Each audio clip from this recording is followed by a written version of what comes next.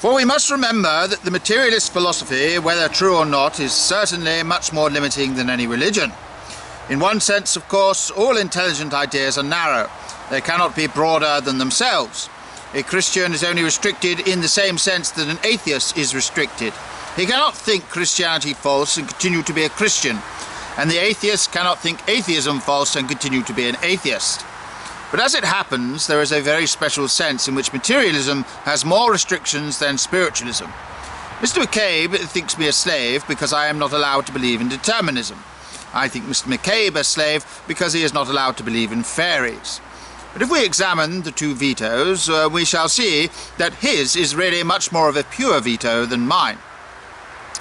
The Christian is quite free to believe that there is a considerable amount of settled order and inevitable development in the universe, but the materialist is not allowed to admit into his spotless machine the slightest speck of spiritualism or miracle.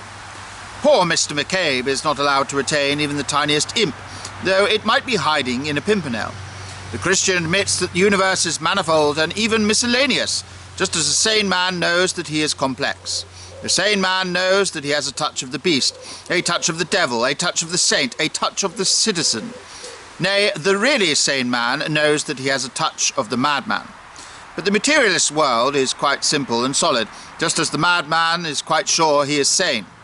The materialist is sure that history has been simply and solely a chain of causation, just as the interesting person before mentioned is quite sure that he is simply and solely a chicken.